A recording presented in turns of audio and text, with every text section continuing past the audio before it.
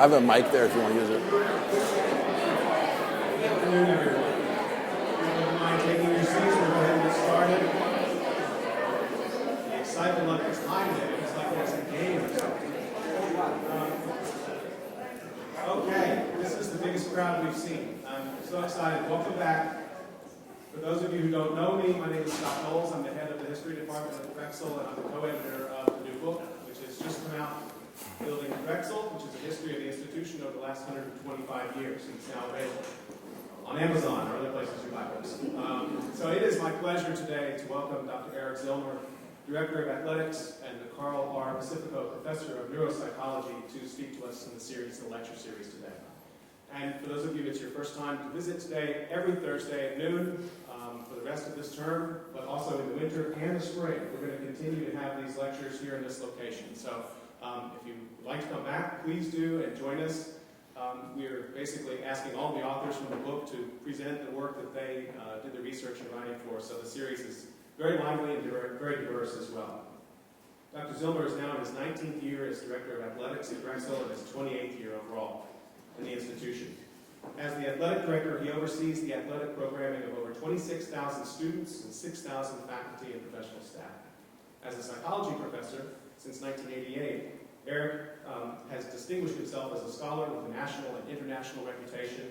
He's written over 10 books. He keeps very busy, as you can see. And he's reached international audiences as well with his work, translated into Czech, Chinese, Turkish, Korean, and Portuguese. On a personal note, I want to thank Eric. He's been a champion of this book and Drexel history from day one. He's helped develop the concept, went to lots of meetings to help do that, and he helped us secure the funds to get the book made. He wrote a chapter. He wrote back to me within 2 minutes when I asked him to do that. He didn't hesitate at all. It's a fantastic chapter. And he offered encouragement to all of us at every phase of the production. So please welcome my friend Eric Zillmer.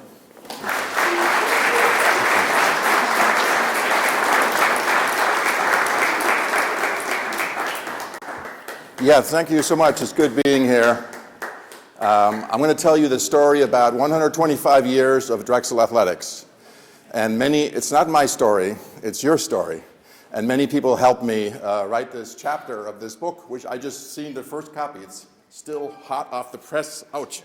Look at this. Building Drexel, the university and its city.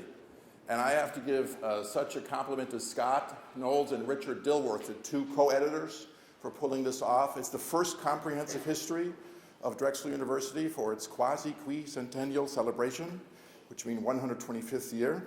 I had 7 years of Latin. Comes in handy once in a while. And most importantly, as you can see, I'm color coordinated with the cover of the book. Not easy to do. So this is a tour de force. I want to thank all of the people that helped me write this chapter, which I'm going to give you a condensed version of today.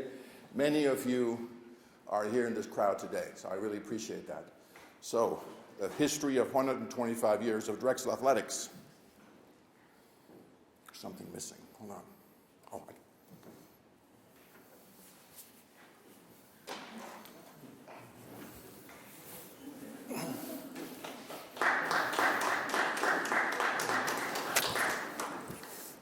All right, I'm ready now. I think this jacket came from Bob Buckley. It's true, because it fits me.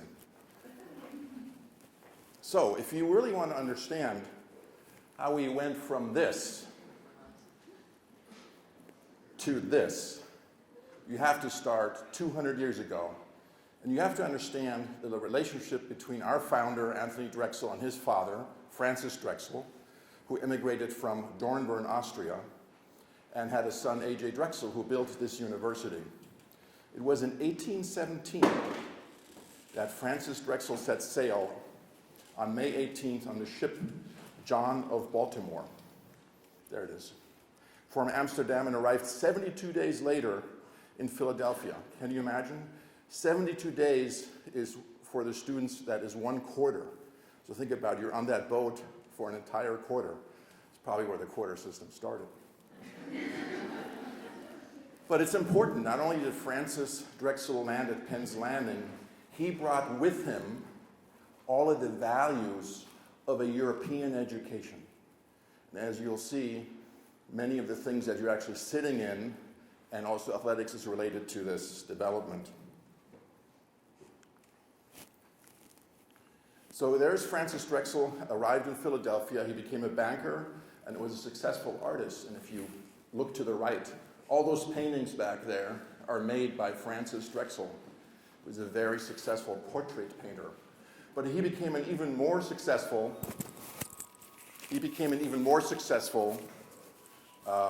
banker and made a lot of money in the Drexel Bank. And he had many children, 5, of whom A.J. Drexel took over the banking system. And they also had a niece, Catherine. And I really believe that these 3 people shaped Drexel University. Why?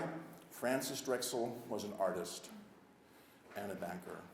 Catherine Drexel was involved in causes for those people who were socially invisible and did not have a voice. And Anthony Drexel was an amazing backroom banker, a real capitalist.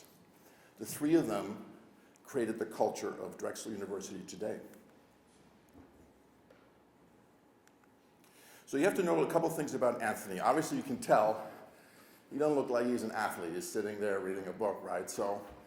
But we know that he did walk from his 38th Street mansion in West Philly every day to his 3rd Street bank. Now, if you ever did that walk, that takes about 35 minutes. So he knew of the idea of physical education.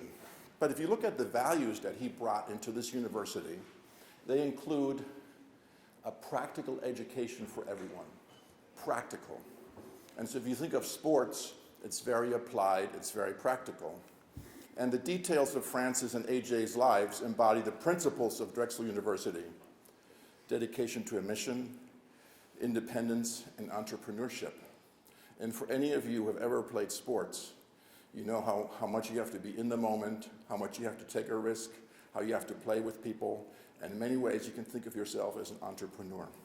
So right from the very beginning, kind of sports fit into his educational model, which is learning by doing. So A.J. Drexel had $3 million and founded this university, and the first thing he did is build this main building. His friend, architect Wilson, traveled to Europe to study what a new university should look like. So Wilson traveled all over Europe and came back with all of these ideas. Not surprisingly, Wilson's design was decidedly European, such that the main building represented an Italian piazza. What was surprising was that Wilson, architect Wilson, a friend of A.J. Drexel, also replicated the ancient idea of physical education by including a gymnasium at the top of the main building. No one knows exactly why this iconic main building included a gymnasium, but it did. And the European model of Leibeserziehung, German for the education of the body, or physical education, became a part of Drexel's educational and architectural infrastructure from the very beginning. And here's the masterpiece: the main building, the interior, Italian piazza, a modern picture from the outside, and here you see on the 4th floor the gymnasium that was built from the very beginning. And this is what it looked like. Now, what does this look like compared to today? Any of you come to the DAC once in a while? Anybody go downstairs near the strength and conditioning coach room? Anybody ever go to the Pilates room? Right? It looks like a Pilates studio, right? So in 1891, they created the Pilates studio. But the most important thing is that for Drexel University, that those days called it the Institute, that the idea of sports and the mystic feeling of what the Greeks thought of getting to know yourself, and the Greeks thought of sport as art, was incorporated from the very beginning. See, that's Drexel, ancient Greece. Drexel. I call this repetition. It's one of the didactic uses I have. But what was even more interesting, besides just physical education, that there were organized teams from as early as 1897. The good thing about basketball pictures is they put the name of the year on the ball. Hint, 1897. Any of you know when the game of basketball was invented? 1891, very good. 1891, which means that 6 years later, Drexel University had an organized basketball team. Who cares about the Big Five? We've been playing basketball since 1897. Yeah. Then I found this picture. Oops. Then I found this picture. Uh-oh, look at the ball. 1894. That's not the picture I put in the book. Scott, is it too late to change the book, the pictures? I found an older picture. Second edition. Yeah, second edition. Drexel has been playing basketball since 1894. Even Bob Buckley was not in that picture, right? I mean, that is truly amazing. They make it even more amazing.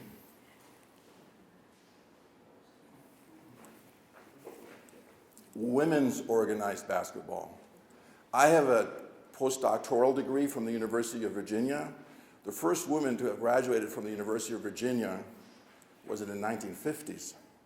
We had organized basketball in, okay, I taught you something. What's this? Is it 2005 or 1905? 1905. Can you imagine? It is truly unbelievable. Now, I know you're really smart because you're looking at these outfits. Remember the first picture that you saw? Those girls hanging from the, what are those things called? I have no idea. That was the women's basketball team. Okay? If you look at Drexel Athletics history, you can see it had really a big bang, interesting start. But it's really difficult to tell this story chronologically. So I'm going to point out a few phases that I think are important and point to the rich history of Drexel Athletics. After the founding of the university in 1891, the next important period was the 1950s, an era of emerging student life and competitive athletic teams fueling school spirit. The 1970s saw the discontinuation of football, the initiation of Title IX legislation, the opening of the Physical Education and Athletic Center, also known as the PEAC, and the move to NCAA Division I. The 1980s and 90s witnessed the emergence of men's basketball as a powerhouse. And in the 21st century, this period is marked by the evolution of a comprehensive athletics department, a focus on infrastructure expansion and development, and our aspiration to compete nationally and internationally. Now, before I go into the 1950s, that's a lot of time, right, between 1900 and 1950. That's 50 years. What was going on for 50 years? They did play sports. We know this is a picture from 1915, and this is the crew team. And we also know that the triangle was started in 1926.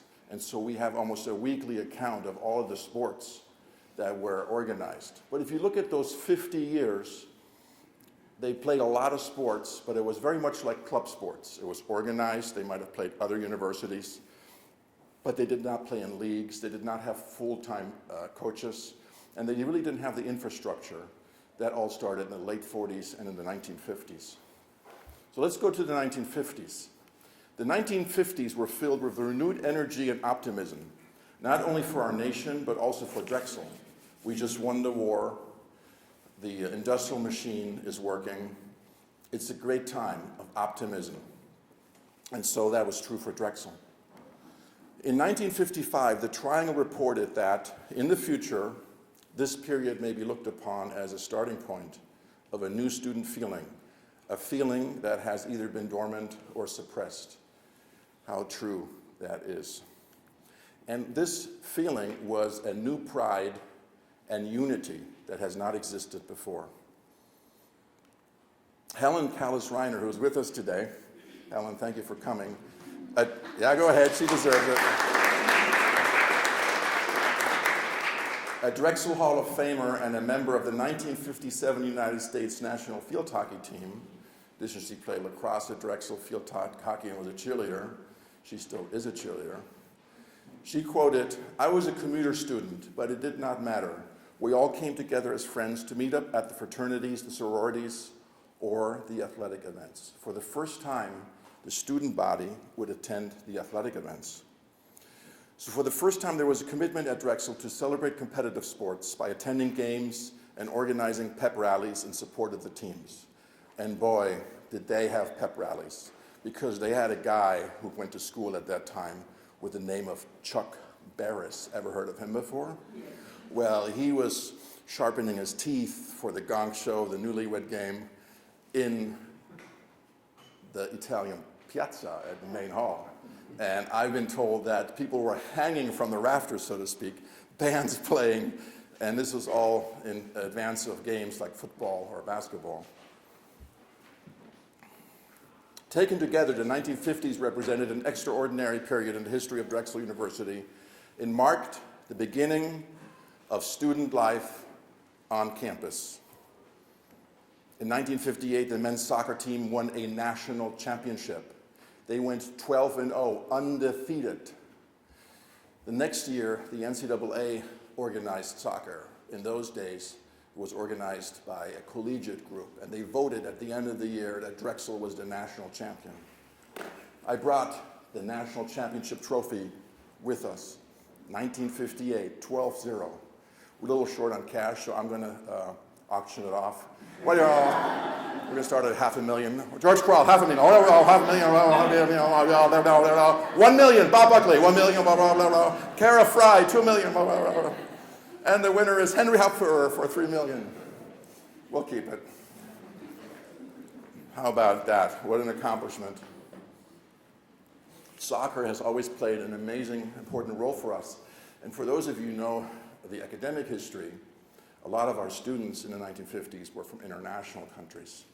And Garrison, who's the director of sports sciences for the Union Philadelphia professional soccer team, knows that it's good to have an international club. And so our team was about 60% international. Hungarians, players from Poland, players from Germany.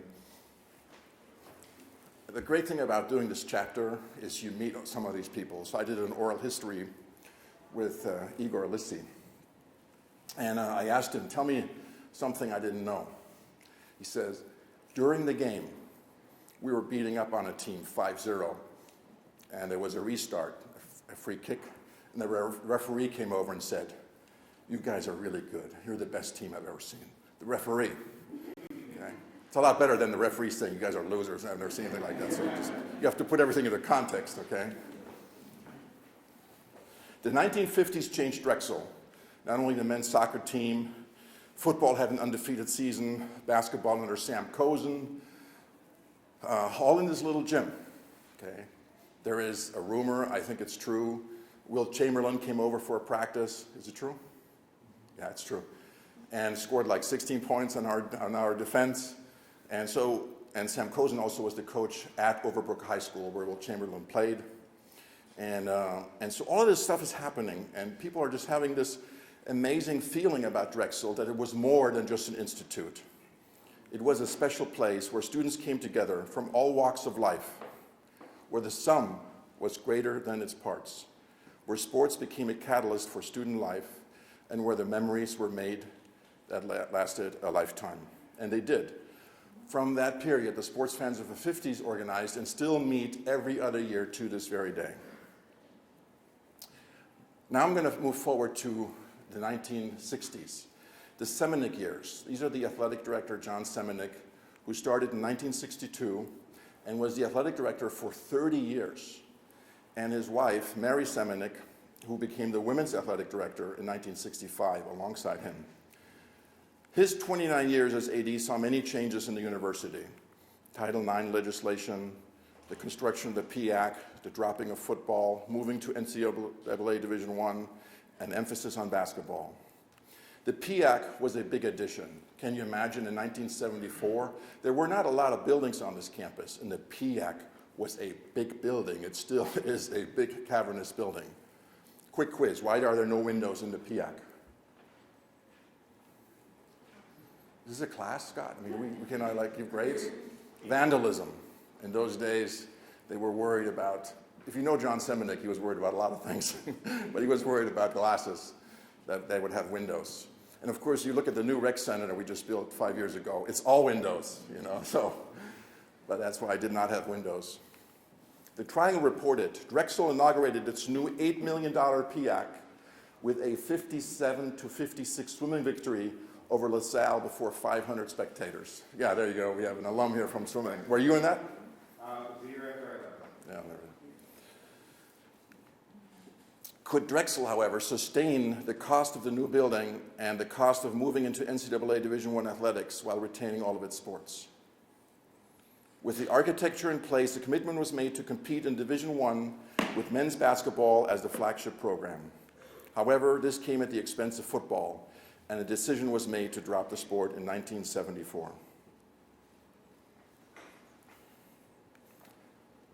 Title IX. As you could see from the very beginning, women not only attended school at Drexel, but also played organized sports. This is a picture from the women's basketball team. They forgot to put the date on, but it's from the 1940s, we believe. This is a woman rower who received a medal at the Dad Vale. If you can, I know who gave that medal. You know who gave that, Kara? We won't tell anybody, but I can recognize your blazer. All right. So women have always played a role at Drexel. It's really remarkable because if you think about it in a big picture, in 1896, the modern Olympic Games were reinstituted in Athens, Greece, but women were not invited in 1896.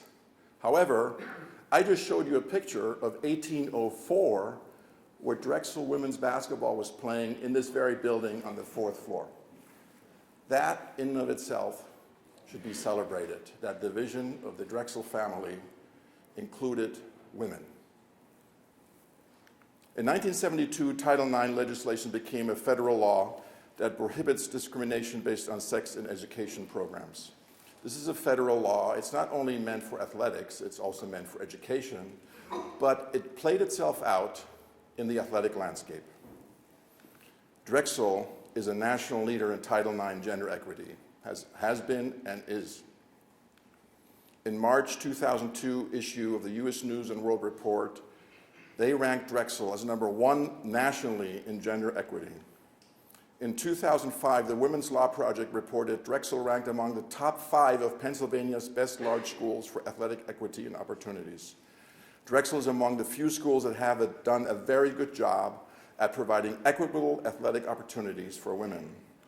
And in 2008, the NCAA, which oversees 1,200 member institutions and over 300,000 athletes, awarded Drexel University a top 5 award. Only 5 schools received this award for overall excellence in diversity and leading the way for the NCAA's best practices. A team of researchers from Texas A&M came to Drexel University to study and put into best practices what we were doing that made us get all of these accolades. And of course, they asked me, well, what are you doing? I don't know. We're just doing what we think we should be doing. Okay, we'll study. And I came back, and then I asked him, well, what is it that we're doing that you think is so good?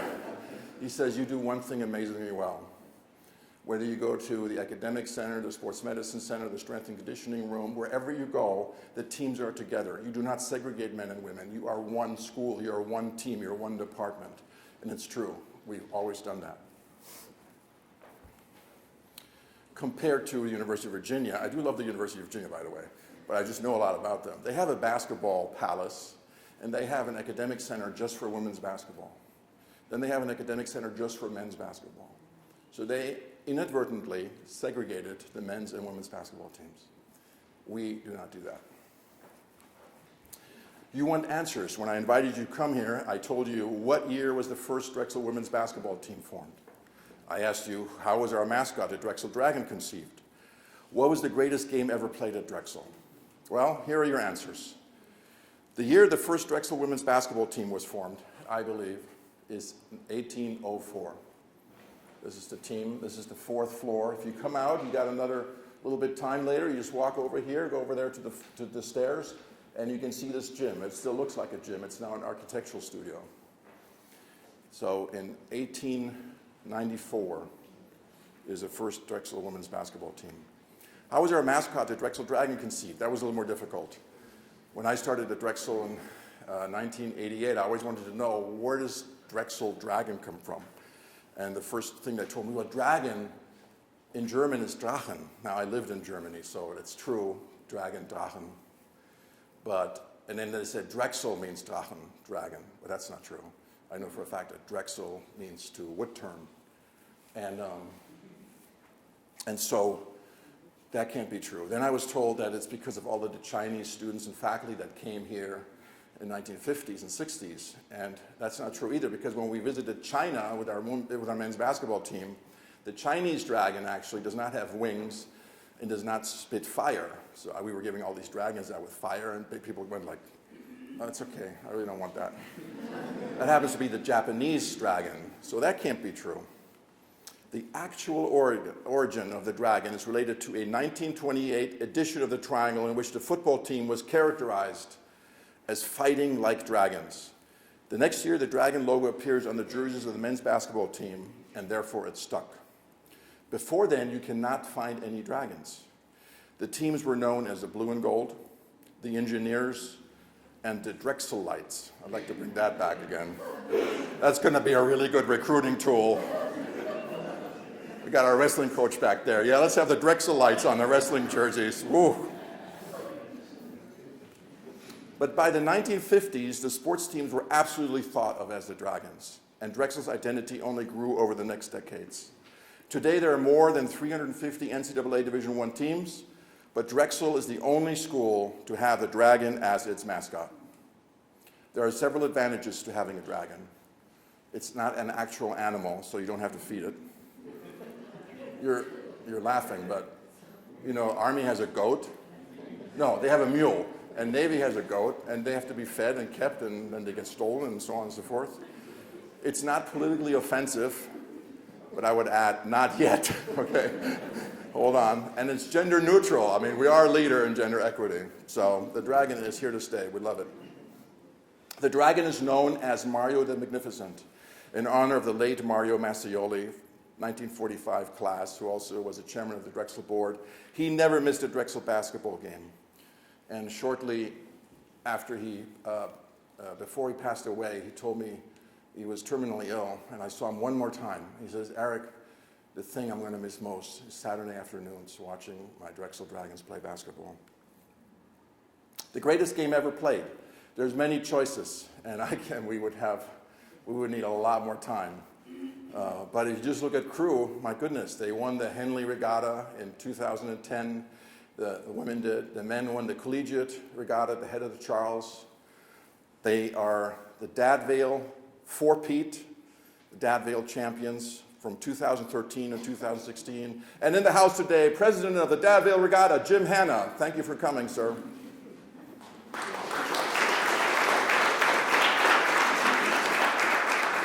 We won this fair and square, right? Okay. So our crew team has been truly amazing. We've had a great field hockey team. I mean, it's just unbelievable. And they made the NCAA now several times in one NCAA tournament. They beat UConn, was ranked number 8 in the country, and advanced to the Elite 8, the top 8 field hockey teams in our nation. Unbelievable. Our women's basketball has so much history at Drexel. We won a national championship in the National Invitational Tournament. We had to beat Florida, Harvard, Auburn, Utah, Iona, and Princeton to get there. It's unbelievable. Our women also had an epic win over Old Dominion. Just think about that if you're a statistician. We played them in 2009, and the Monarchs, the Old Dominion Monarchs, were riding a 52-game winning streak in CAA championship play and had won 16 consecutive CAA titles. We didn't believe we would win it until it said 0, 0, 0, 0. We were up by 10 points, and it was 30 seconds to go, and people go like, congratulations, Eric. Wait, this is ODU. It says ODU. They don't get beaten. But we did. The team's monumental win, JMU, over JMU to propel them into the first CAA title and the NCAA national championship. And then a really interesting game, a 5-time overtime win in 2007 over Northeastern at the DAC behind standout Gabi Marginian was memorable for all who witnessed this 4-hour marathon. The Hall of Fame in Springfield, Massachusetts asked us for a game box, which is now displayed there. It has some really weird statistics, but the one I really like is our star, Gabi Marginian, almost had a triple. She had 44 points, which is the most in Philadelphia history. She had 15 rebounds and 9 turnovers. I thought it was funny. I guess you had to be a basketball insider to get that one. But here's the picture. A picture tells a million words. The moment when it says 0, 0, 0 on the clock and you realize they just won. But how about the men's basketball team?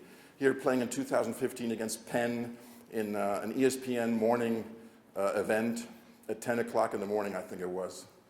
And packed house, we win by 1 point. We go to Madison Square Garden and we beat Auburn in triple overtime. I got to teach our kids how to celebrate. This is not what you see Sunday afternoon, you know. Hey, we won, you know, in the NFL. But look at the joy we had. Triple overtime. Our best player ever, Malik Rose, took us to 3 NCAA tournaments and 3 championships, or league championships. But there are some other games. The 1986 defeat of Hofstra, which was our first NCAA bid behind Michael Anderson. The 83-80 men's win in 1987 at the Palestra over then number 18 Navy. And if you know basketball, you know the Admiral, David Robinson, playing center for the Midshipmen. There was the 1996 NAC North Atlantic Conference Championship between Boston University and Drexel, in which Malik was and won, which propelled them to Albuquerque in the NCAA first round, where they beat number 16th ranked nationally ranked team, the Memphis Tigers. It was a great moment because it put Drexel on the map. And there's all, you know, sports has this side play. Within 20 hours, the coach of Memphis was fired after Drexel beat them. Not that we're proud of that, but people didn't know about Drexel until then. In 2005, Drexel reached Madison Square Garden by posting wins at Princeton and that night against Sam Houston State. And for those of you who were at that game, you know that was an unbelievable atmosphere. The month in 2005 when our men's basketball team posted wins over St. Joe, at Villanova, at Syracuse, and at Temple, had 13 road wins. It was truly amazing. And the seismic and epic win in Louisville in 2012, when it was the first loss of the Cardinals and Rick Pitino in their plush arena, 22,090-seat arena, KFC Yum Yum Center.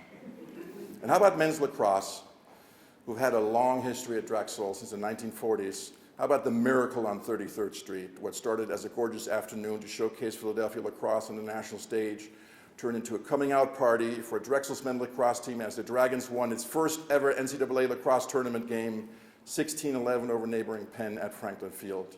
But it wasn't that much of a game until the Dragons scored 3 goals in 11.2 seconds to turn a 2-goal deficit into a 1-goal lead at halftime. There's others I won't talk about, but Chris Crawford, our golfer, winning his way all the way to the US Open to play with Jason Day and all those pros and Oakmont. What a great, other individual events. It just goes on and on. But here's my answer. What is the greatest game ever played at Drexel University? I've studied this. I went to almost all of the games. And the winner is... What happened?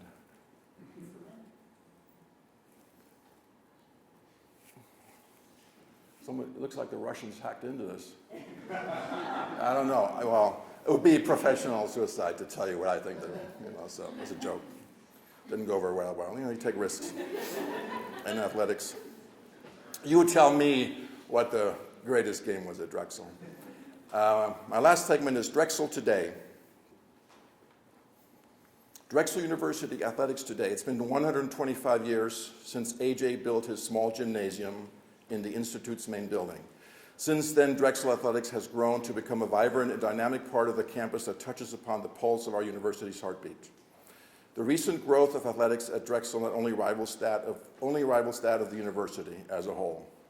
And in fact, in 2015, Philly.com voted the Drexel Rec Center the city's best gym. Drexel's NCAA Division I athletic programs bring together the alumni, the academic community, and at times even the geographic region, providing a spirit, character, and identity that would be difficult to match otherwise. At Drexel, the student and student-athlete comes first. Our student-athlete graduation success rate in 2016 was 93%. Our graduation rate was 82%, and our total cumulative GPA for all student-athletes was 3.28.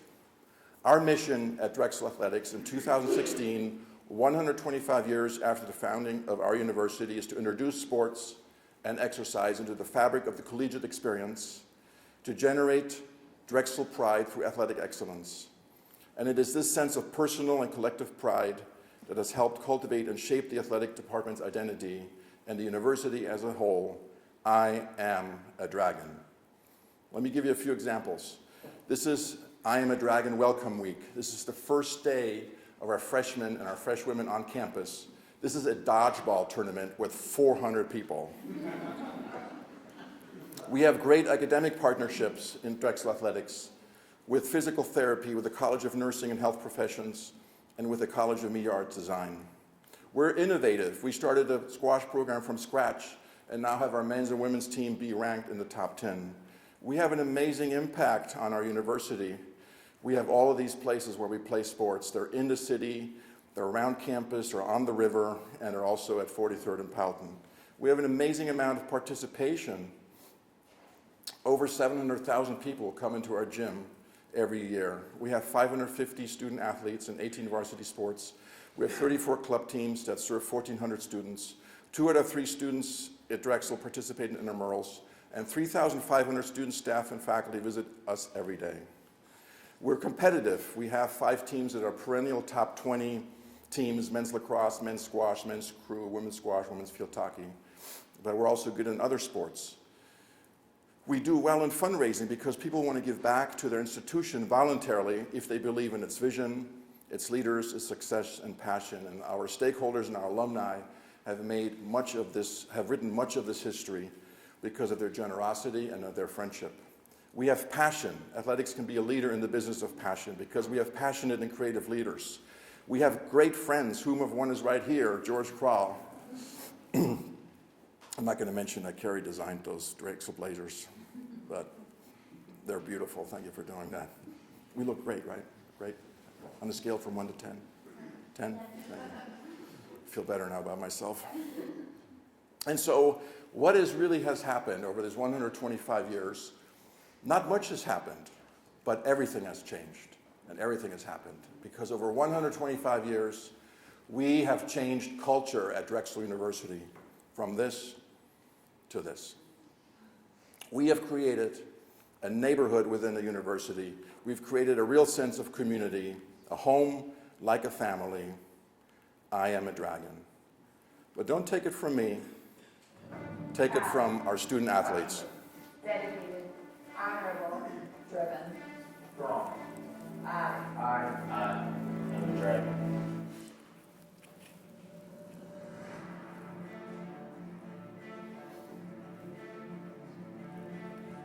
I am proud. I am proud. Proud. I am proud.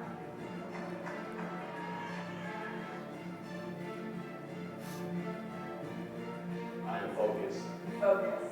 Focused. I am focused.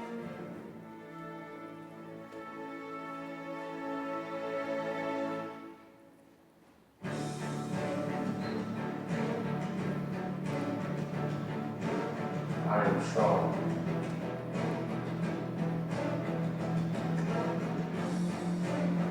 I am dedicated. Dedicated.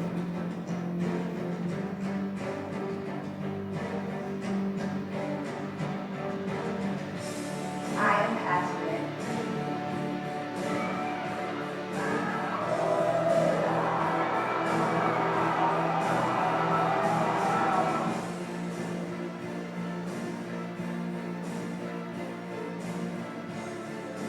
This is my home. My home. My home. This is my home.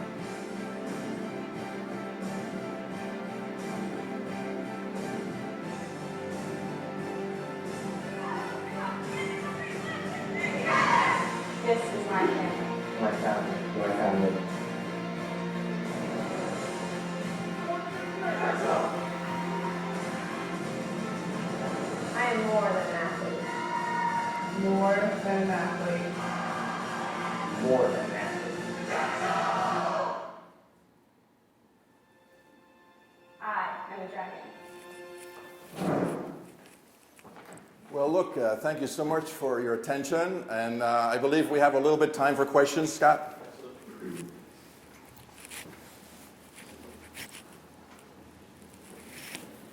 Yes, Matt? What is in the gym area now? Yeah. The gym area is now an architectural studio that is managed by the College of Media Arts and Design under the Dean, Alan Sabinson. And I've written him an email several times and told him I want my gym back. And as you can tell from the history, it's ours, okay, right? It should be ours. However, there's one problem with this gym. It has columns in it, and they're still there. It's just a really tiny court. And Dan Promislow, one of our Hall of Fame basketball players, told me that they practiced here, but they played at the Civic Center. And he stole the ball, and he was going for a layup on a fast break, and he was thinking while he was dribbling the ball, boy, this is a big gym, because our gym is smaller than this room. And the problem is, underneath there's offices, so if you were to have basketball or any kind of activity, it makes a lot of noise. And so the university's Office of Protocol is underneath it. So I'll let Alan Sabinson have that studio for a while. But it is truly amazing. You can still see the original paneling. And when you see it, Matt, you feel like, wow, what a vision this man had, A.J. Drexel, to put architecturally into the infrastructure of our university and therefore our culture, physical education and athletics from the very beginning. Yeah, Kevin.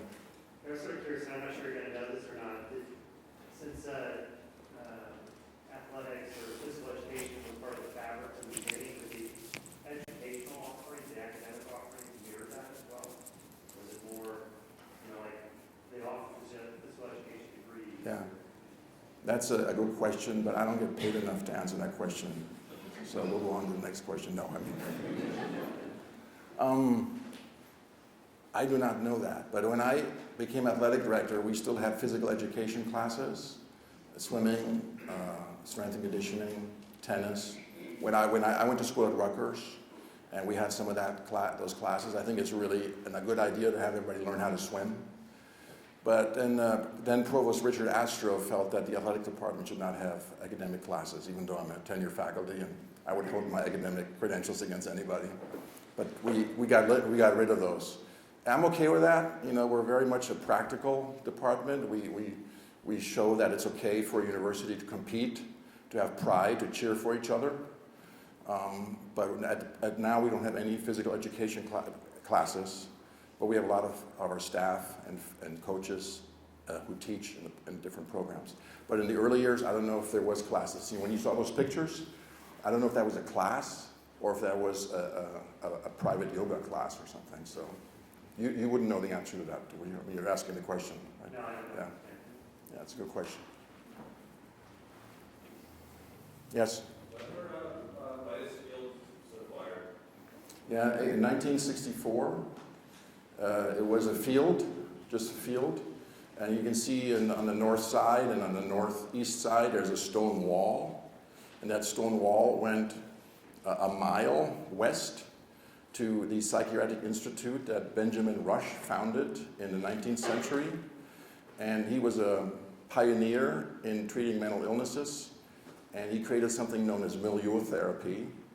Milieu therapy, he thought that patients would feel better if they do some things that have a meaning to them. And so they had a farm, and they had farm animal, and the patients would be helping to take care of those farm animals. And that's why many psychiatric facilities around the country, old ones, have large farms. So Towson was built on the psychiatric farm. So was University of Maryland, Baltimore County. And our fields are an old psychiatric farm. The houses have never been built there. So, and we acquired it then, but gosh, when I took it over, it was still just a field. So a lot of the things you're seeing there, we've really developed in the last 15, 20 years. I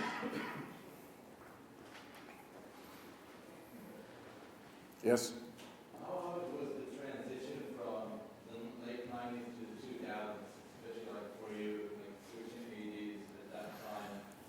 Yeah. The question is, what was the transition like from 1990s to 2000? I became athletic director in 1998. I was the faculty athletic rep in 1995. And initially, Medi, when we took over and we hired our team, it was just all infrastructure. I mean, we were really, I think it's good. The good way to answer that question is to really realize that we went into Division I in the 1970s. Okay, Villanova has been Division I, Villanova Athletics, since 1938. So they've been at it a long time. So we're still moving into Division I. I think that's a good way to look at it. And so when we took over, we didn't have lights in our fields. We didn't have a lot of things. We didn't have security in our building. We had our strength and conditioning was 2 treadmills and 10 Nautilus equipment. We didn't have a lot.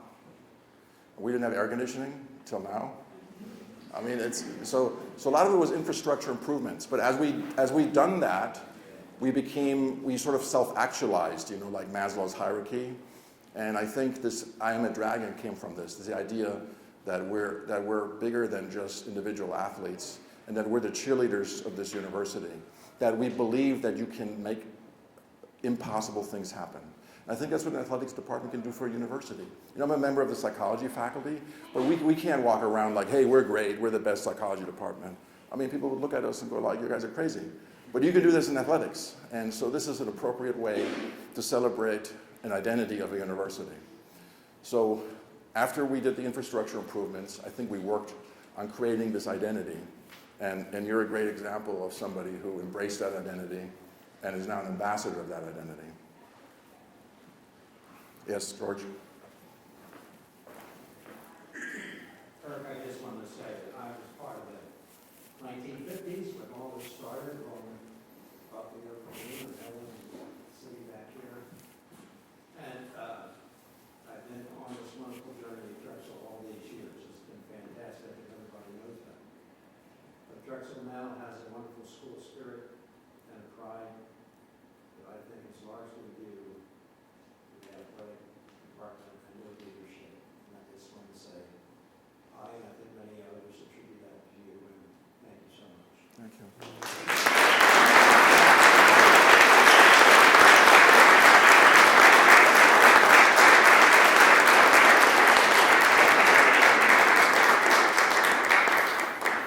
Thank you, George. That's very nice.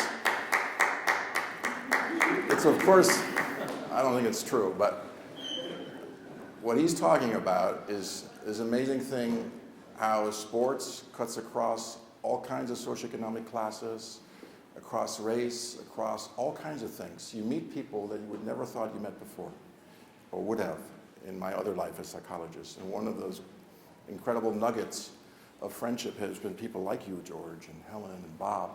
And what we look at you is an inspiration for our student athletes. And that's why it's so great to have you here. So many people come back and celebrate. But the truth is, it's a privilege to be the athletic director. I mean, it really is. It's a fun job. I mean, it has a lot of interesting phone calls and issues. But at the end of the day, it's great to be involved in sports at a university. I don't know how we could top that, So I think it's a good time. You think we got one more question or two, or any other comments? Go ahead, Harrison. Yeah, Go ahead. What do you think the 250th year anniversary we'll talk about for the 2016 years? Yeah, it's a really good question. And in fact, why do we even write this history? I mean, part of it is you want to know where you're coming from, but the other part is you want to know where you're going. And the first very chapter is Drexel in 25 years, written by John Fry. And it's interesting that you're asking. I was going to prepare that slide, but I thought, man, that's too much information. People don't want to hear all of that stuff. And it's not edited, but I was thinking about that question because I think that's really why you would look at history, is where you're going to go.